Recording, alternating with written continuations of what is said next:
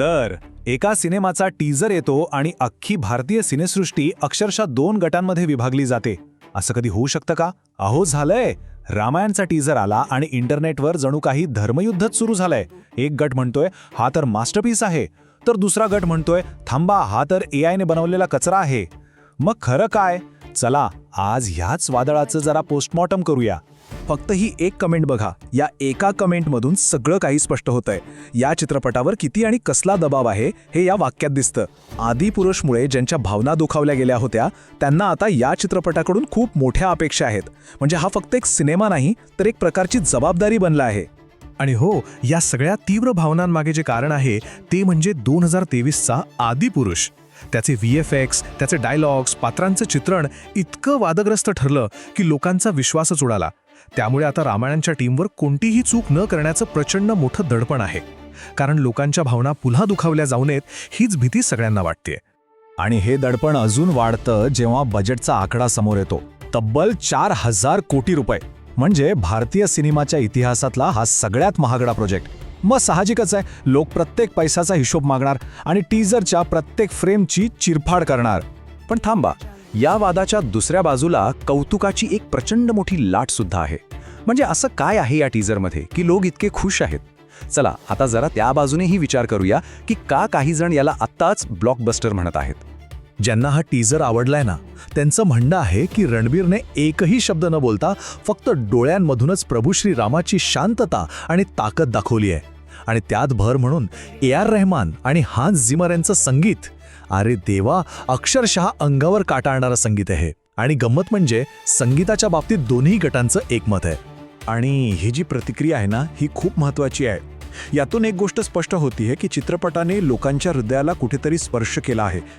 तंत्रज्ञान कसंही असो, पण जर भावना योग्य जागी असतील तर चित्रपट लोकांना आवडतो. म्हणजे असं वाटतंय की निदान या चित्रपटाचा आत्मा तरी योग्य ठिकाणी आहे.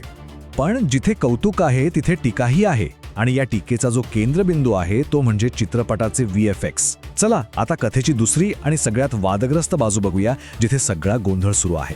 सोशल मीडियावर तर लोकांनी अक्षरशः केस स्टडीज केली आहे. त्यांचं सरळ म्हणणं आहे की 4000 कोटी खर्च करूनही सगळं काही बनावट वाटतंय. म्हणजे आपण सिनेमा नाही तर एखादा हाय ग्राफिक्सवाला व्हिडिओ गेमच बघतोय अशी भावना येते. आणि या सगळ्या चर्चेत आगीत तेल ओतण्याचं काम केलं एका छोट्याशा चुकीने. एका सीनमध्ये एका अभिनेत्याच्या फेट्याचा रंग एका क्षणात निळा तर दुसऱ्याच क्षणात जांभळा दिसला. बस लोकांना आयतच कोलीत मिळालं. सगळ्यांनी म्हटलं हा बघा पुरावा, हे सगळं AI ने बनवलंय. आणि मग येतो कथेमधला ट्विस्ट.